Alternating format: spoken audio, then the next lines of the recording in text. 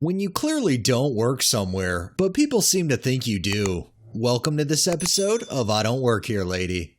Our first one is from Seaweave10. For my job, I work as a regional sales manager for a pretty major consumer industrial electronics manufacturer, and I specifically work with a lot of the national retail channels, and I will do meetings with a lot of each retailer's leadership and directors in store to discuss product sales, supply chain projections, product marketing, and other various metrics. I also have in-store brand ambassadors who represent our product lineup specifically in Best Buy locations.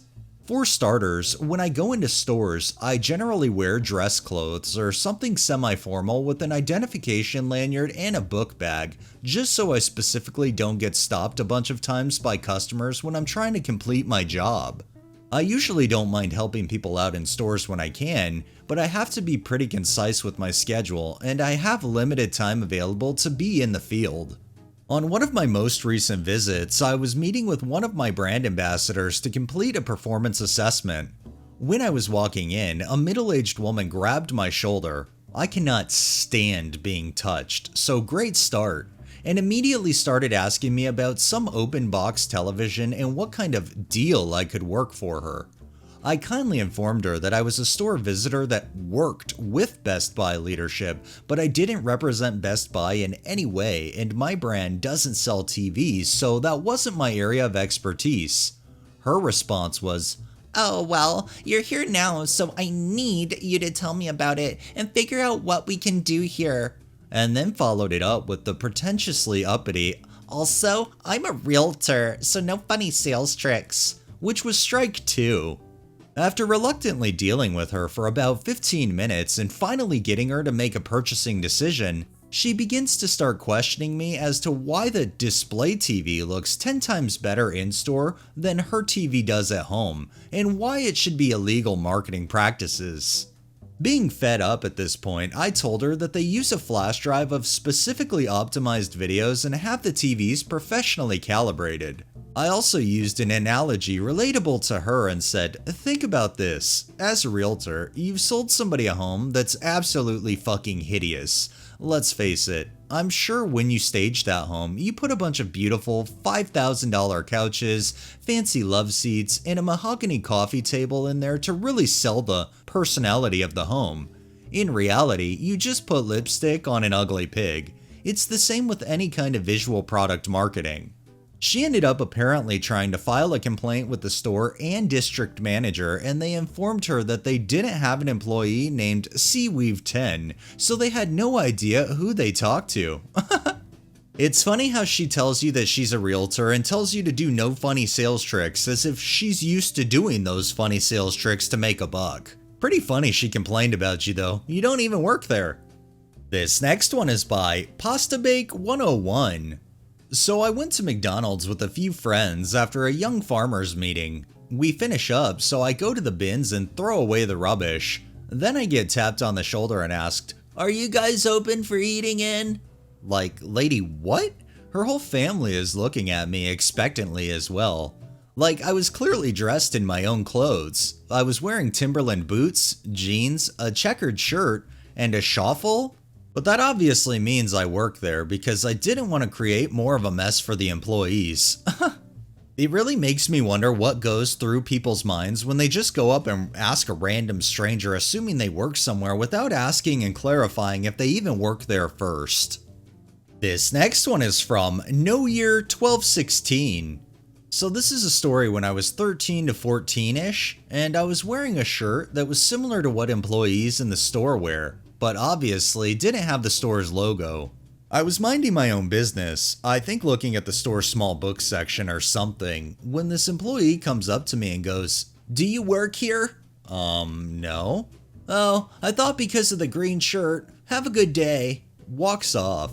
I thought the situation was a little funny and started walking to tell my mom when this lady, we'll call her Karen, taps me rather aggressively and goes, "Hey, I've been looking for over an hour to find an employee." "Oh, I don't..." "You need to be helping people rather than just standing around. This is why you get paid minimum wage." Ma'am, I don't work here. Stop lying. You just want to get out of work. Escort me to where the clothes section is. I don't know where that is. Jesus fucking Christ. You don't deserve $7.50 an hour. Lady, I don't know where things are because I don't work here. You are so rude. You need to respect your elders. She's like late 20s, early 30s. An employee then walks over and says, "Ma'am, we ask that you leave the items with me and you leave the premises. I will escort you." Oh my Jesus. I'm not gonna type out all that profanity. A policeman then walks into the store. This was a smallish town and a small store, so they didn't have a security guard inside the store. "Hey, employee's name. Is this lady causing issues again?" "Yes." "Karen, this is the second time. Third time, actually." Gives Karen an annoyed look. "Third time you have caused trouble. I'm going to have to ask you to leave or I'm going to have to arrest you." This is the point I leave because my mom wanted to go, but I do sort of remember the Karen causing a fuss while being escorted, so there is a chance she was put into handcuffs.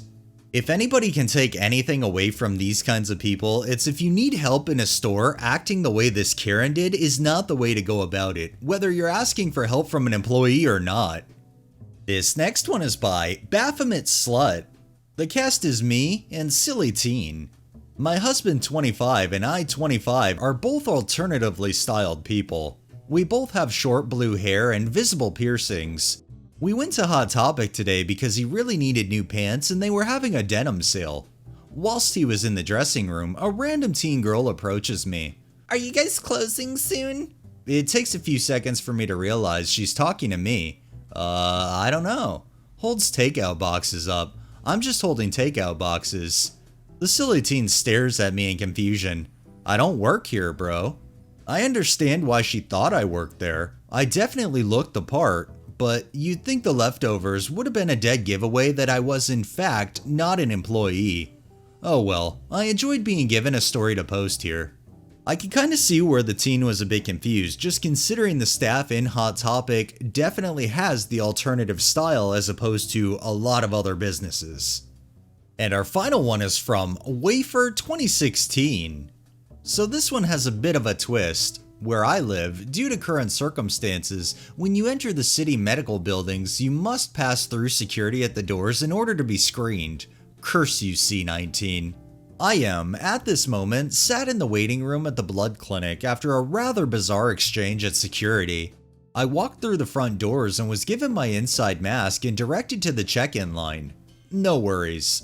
Now, as an aside, it was crazy busy at security today, and one poor guard was trying her best to do the first contact by herself. She really needed a second person.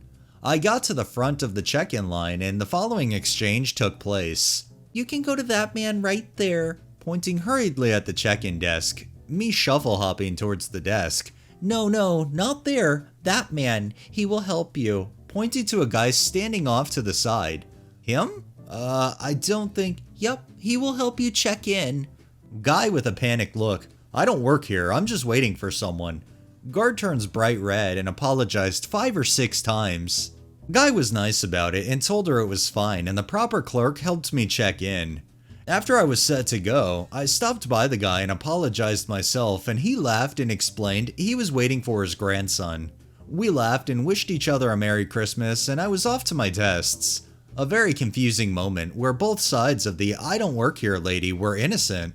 In a lot of these that we read, someone's usually flying off the handle like a psychopath, but I'm glad that all parties involved in this were just able to kinda laugh it off wholeheartedly and move on with their day.